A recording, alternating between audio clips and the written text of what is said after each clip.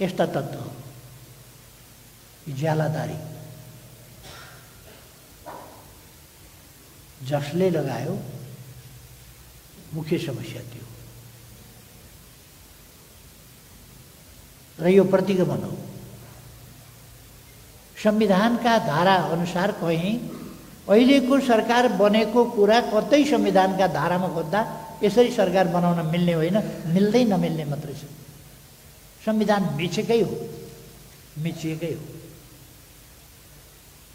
अहिले सरकारवालाहरू भन्नुहुन्छ त्यो परिस्थिति त्यस्तै थियो।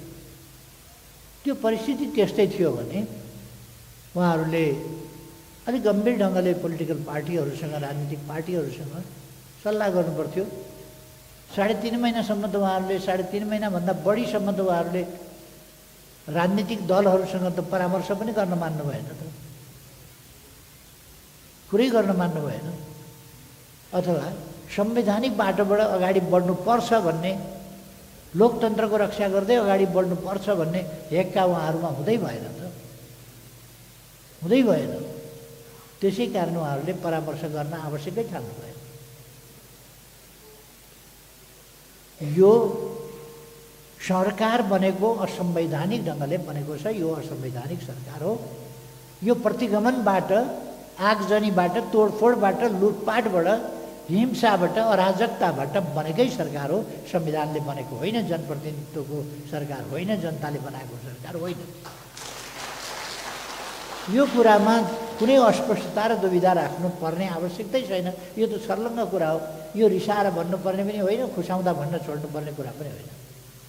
यो रिसायो कि खुसायो कि के भयो कि कसो भयो कि होइन, सत्य जे छ त्यो भन्दा यो संवैधानिक सरकार होइन, संविधान सम्बन्ध बनेको होइन, संविधानको धारा 76बाट बनेको होइन, 132ले बन्नै नदिँदै बनेको र जननिर्वाचित सरकार होइन। जननिर्वाचित संस्थालाई, पार्लियामेन्टलाई सार्वभौम जनताले आफ्नो अधिकार प्रयोग गरेर बनाएको, शासनका लागि तयार गरिएको, कानुन बनाउनका लागि तयार गरिएको संस्था भङ्ग गरेर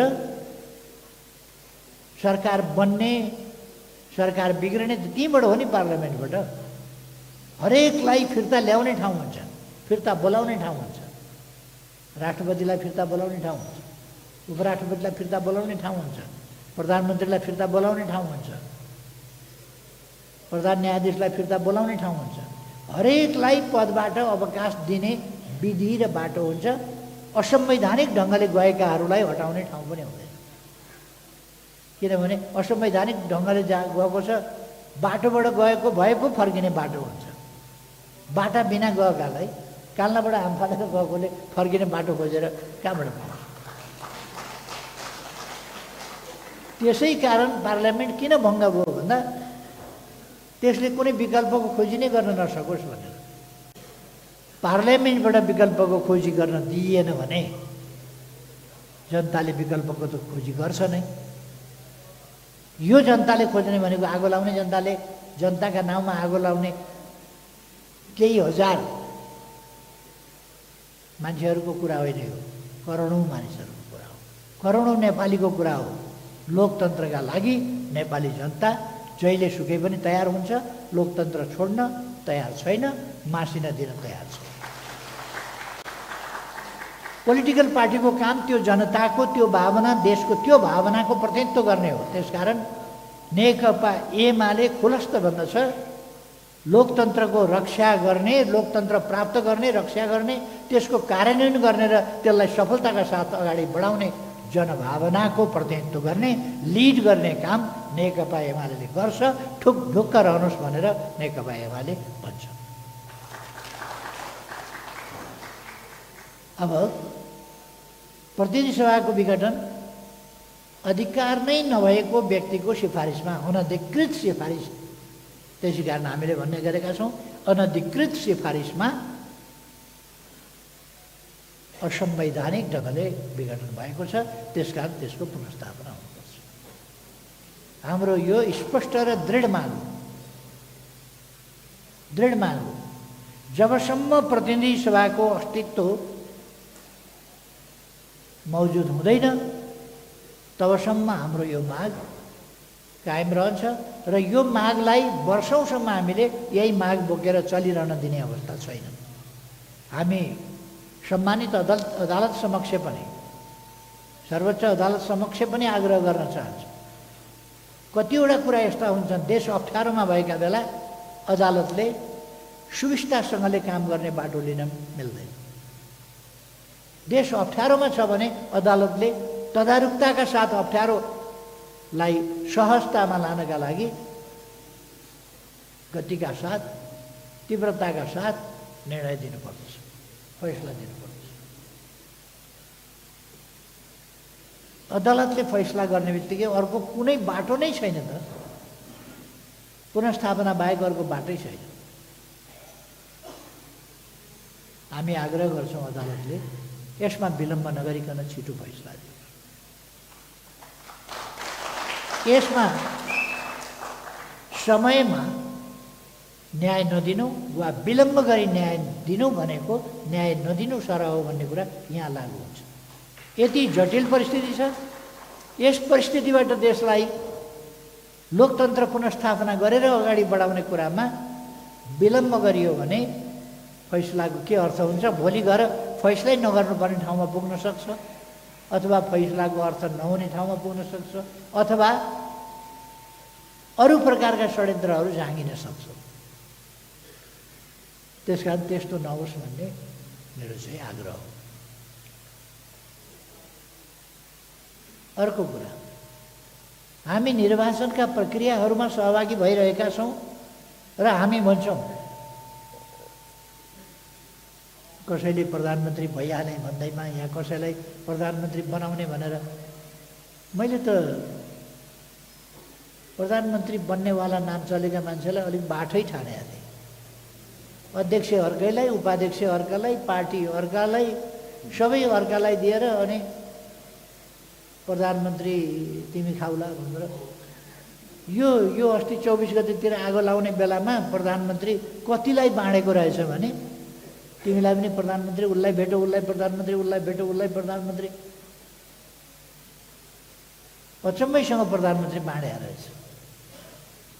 यस्तै त हो यो भने, बाँडिदिनु त हो। अनि अब चुनावमा एउटा अनुमान गरौँ न, यो चुनावमा नि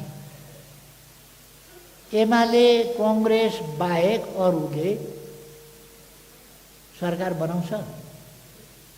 सम्भव छ यो कुरा? यस्तो कुरा पत्याएर प्रधानमन्त्री हुन्छु भनेर लाग्ने भनेपछि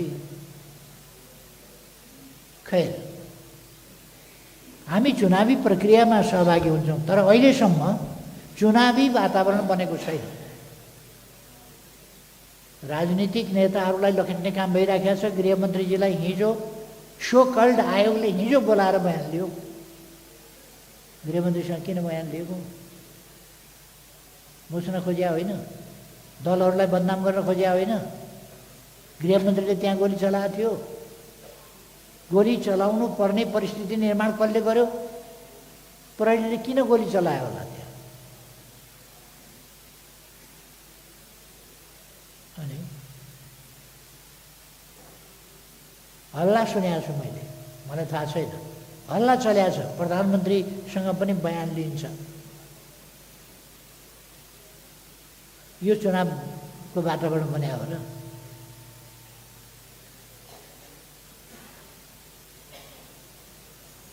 पासपोर्ट रोक्का, यो तमासा के हो? त्यो पासपोर्ट रोक्का एकातिर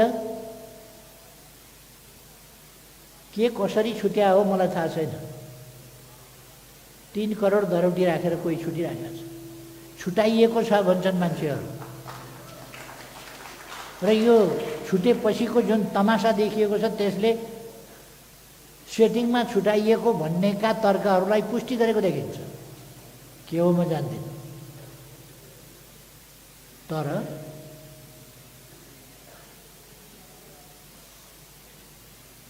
अर्कातिर टोपबहादुर रायमाझी वास्तवमा कुनै सरोकार नभएको मान्छे, त्यस्तोलाई फसाइनु पर्यो भनिन्छ।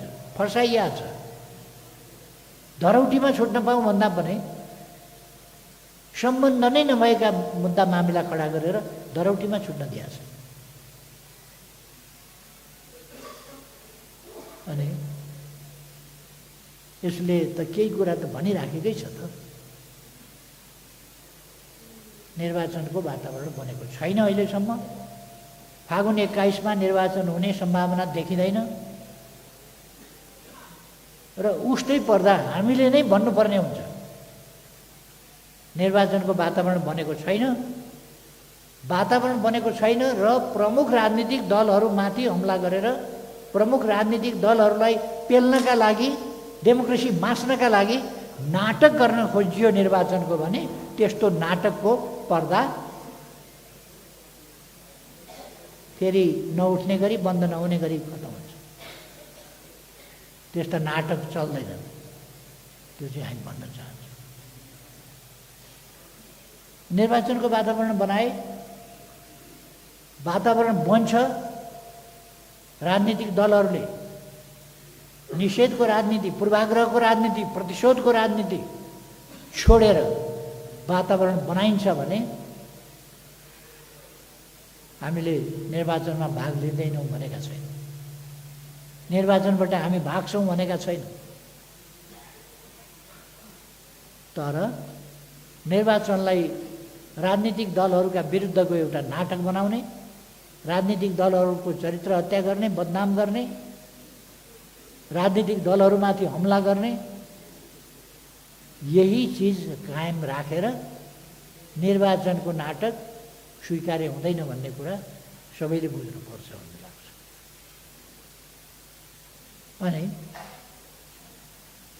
20-30 जेन्जी भनेर 20-30 जना विभिन्न खालका तत्त्वहरू भेला गरेर ती तत्त्वहरू देखाएर हामीलाई त्यो तर्साउने खालका काम नगरे पनि हुन्छ। तसर्थ अहिलेको निकास, यथार्थ निकास, विघटित प्रतिनिधि सभाको अविलम्ब पुनर्स्थापना हो। नम्बर 1, होइन सरकारले निर्वाचनबाटै हामी विकल्प दिन्छौँ, निर्वाचनबाटै हामी प्रतिनिधि सभा उपस्थित गराउँछौँ भन्नुहुन्छ भने निर्वाचन स्वतन्त्र, निष्पक्ष, धाँधलीरहित हुनुपर्दछ, शान्तिपूर्ण वातावरणमा हुनुपर्दछ र प्रमुख राजनीतिक दलहरूलाई हेपेर होइन, आग्रह राखेर प्रतिशोध लिएर एकातिर प्रतिशोध, एकातिर निषेध, अर्कातिर निर्वाचन, यो चल्दैन। निर्वाचनको वातावरण बनाउनुहोस्। हामीलाई बोलाइन्छ, गयो, भेट्यो, निर्वाचनको वातावरण बनेको छैन, बनाउनुहोस्। बन्यो भने त हामी चुनावमा भाग नलिने कुरै छैन नि, बन्यो भने। तर बनाउन नबनाउने, निर्वाचनमा देश गयो गयो गयो भन्ने हल्ला गरेर निर्वाचनमा देश जान्छ। पूर्वाग्रह छोड्नुहोस्, प्रतिशोध छोड्नुहोस्, निषेध बन्द गर्नुहोस्। राजनीतिक दल भन्दाखेरि अब बनेका छन् कि छैनन् यस्ता राजनीतिक दल गनेर हुन्छ? राजनीतिक दल बनाउनका लागि आगलागी, लुटपाट र तोडफोडलाई समर्थन गर्नेहरूका झुन्डहरूलाई राजनीतिक दल भनेर हुन्छ? निर्वाचनमा दर्ता गरेका भरमा राजनीतिक दल भनेर हुन्छ? ठिक छ, कानुनी हिसाबले मान्यता दिउँला। तर नेपालको राष्ट्रिय राजनीतिमा परिवर्तनको आन्दोलनमा योगदान गरेका दल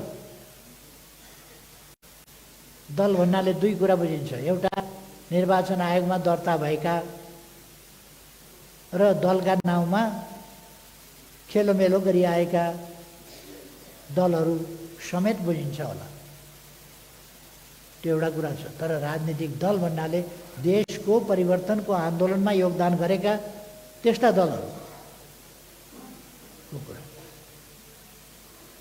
इतिहास बोकेका, योगदान गरेका, यस देशलाई राणा शासनको अन्धकार युगबाट 10-20 किलोमिटर बाटो पक्की नभएका ठाउँबाट आज देशभरि पक्की सडकको सञ्जालदेखि लिएर दूरसञ्चारको विद्युतको के को भन्ने पूर्वाधारको सन्दर्भमा पुलहरूको आदि इत्यादि मैले धेरै केही नभनौँ, विकास निर्माणको एउटा अभियान चलेका बेला यी चिजहरू यो गर्दाखेरि यस्ता पार्टीहरू जसले यहाँ पुर्याउन नेतृत्व गरे ती पार्टीहरूको कुरा गर्नु। अब कुनै विचार नभएका, केही नभएका एकता किन गरेको भन्दा पार्टी बनाउनलाई, एकता किन गरेको भन्दा प्रधानमन्त्री हुनलाई, एकता किन गरेको भन्दा यसो गर्नलाई, यो खालका कुराहरू हामीले गर्न खोजेका थियौँ। राजनीतिक दल हुनलाई राजनीतिक दर्शन हुनुपर्दछ, सिद्धान्त हुनुपर्दछ, विचार हुनुपर्दछ, नीति हुनुपर्दछ। विभिन्न विषयका नीति के हो, कार्यक्रमहरू के हो, योजना के हो। म सोध्न चाहन्छु, हामीले सुरु गरेका आधुनिकताका नयाँ यात्राको जुन हामीले प्रारम्भ गरेका छौँ त्यस दिशामा के हुन्छ? कमसेकम ती कन्टिन्यू गर्छौँ भन्ने त लाजगालो भए पनि उल्लेख पर्छ होला नि। सुरुङ युगमा देश पसिसकेका छ, अब नयाँ नयाँ सुरुङहरू बनाउँदै जान्छौँ त भन्नु पर्ला नि। सुरु भइसकेका आयोजनाहरू अगाडि बढाउँछौँ त भन्नु पर्ला नि। दैलेखको ग्यास खानीलाई अगाडि बढाउँछौँ त भन्नु पर्ला नि। पाल्पाको फलाम खानीलाई अगाडि बढाउँछौँ त भन्नु पर्ला नि। अरू विभिन्न उद्योगहरू अगाडि बढाउँछौँ त भन्नु पर्ला नि। पूर्वाधारको बाँकी विकास अगाडि बढाउँछौँ भन्नु पर्ला। कृषिको आधुनिकीकरण, हामीले सुरु गरेको आधुनिकीकरणलाई अगाडि बढाउँछौँ त भन्नु पर्ला नि। म कमसेकम नयाँ खुल्ने राजनीतिक दलहरूलाई पनि राजनीतिक भाषा पनि बोल्न सिक भनेर भन्न चाहन्छु। कमसेकम विचार सिचार केही छैन, त्यत्तिकै कुद्या छ, आफू गरेका छ, सामाजिक सञ्जालमा चाहिँ तथा नाम बोल्या छ, त्यसका भरमा राजनीति हुने होइन। अब अहिले अघि पूर्ववक्ता साथीहरूले भनिसक्नुभएको छ, अहिले खास गरी देशमा लामो समयदेखि देशको राजनीतिक परिवर्तन, सामाजिक परिवर्तन, आर्थिक परिवर्तन, देशमा छुवाछुत हटायो कसले, छुवाछुत हटाउने संविधान र कानुन ल्यायो कसले, वीरता प्रथा उन्मूलन गर्यो कसले, अनेक विकासका कामहरू ल्यायो कसले, यत्रो हाइवेहरू बनायो कसले, शिक्षा यति अगाडि बढेको छ देश, स्वास्थ्यमा यति अगाडि बढेको छ, गर्यो कसले? अब यो बाटोलाई, यी कामहरूलाई निरन्तरता दिन, डेमोक्रेसीको रक्षा गर्न नेकपा एमाले, नेपाली कङ्ग्रेस जस्ता पार्टीहरू अहिले भन्ने हो भने प्रतिस्पर्धाको समय पनि होइन। अहिले डेमोक्रेसी अप्ठ्यारोमा परेका बेला डेमोक्रेसीको रक्षा, डेमोक्रेसीको रेस्टोरेसन, कन्स्टिट्युसनको फेरि परिपालना गर्ने वातावरणको पुनर्स्थापना, शान्तिको पुनर्स्थापना, यो अभिभारा साझा अभिभारा हो नेकपा एमाले र नेपाली कङ्ग्रेसको। यस अभिभाराका लागि दुईटा पार्टी एक ठाउँ भएर जानुपर्छ, मिलेर जानुपर्छ। डेमोक्रेसी सुदृढ स्वस्थ भएर डेमोक्रेसी सुचारू ढङ्गले चलेपछि प्रतिस्पर्धा गर्दा भइगयो। स्वस्थ प्रतिस्पर्धा, हामी स्वस्थ प्रतिस्पर्धा गर्छौँ। र अहिलेको यति बेरको निकास भनेको शान्तिको स्थापना, शान्तिको पुनर्स्थापना भनौँ, संविधानलाई फेरि संवैधानिक बाटोमा देशलाई ल्याउने, संसदको उपस्थिति, संसद उपस्थित गराउने भनेको संसदको पुनर्स्थापना हुनु पर्यो। विघटित प्रतिनिधि सभाको अविलम्ब पुनर्स्थापना हुनु पर्यो, बाटो यही हो। यसभित्र अर्को पनि मैले भने, यदि अनुकूल वातावरण बने निर्वाचनबाट प्रतिनिधि सभाको प्रतिनिधि सभाको गठन गर्ने कुरा र प्रतिनिधि सभा मौजुद गराउने कुरा पनि एउटा बाटो हुनसक्छ। तर त्यसो गरेमा अहिलेसम्म सरकारका कदमले त्यो लक्षण देखिँदैन, हल्ला बाहेक त्यो लक्षण देखिँदैन। त्यसकारण हामी आन्दोलनका लागि तयार हुनुपर्ने अवस्था देख्छौँ र आन्दोलनकारी मानसिकताका साथ अगाडि बढ्नुपर्ने आवश्यकता देख्छु। त्यसैले म आग्रह गर्न चाहन्छु,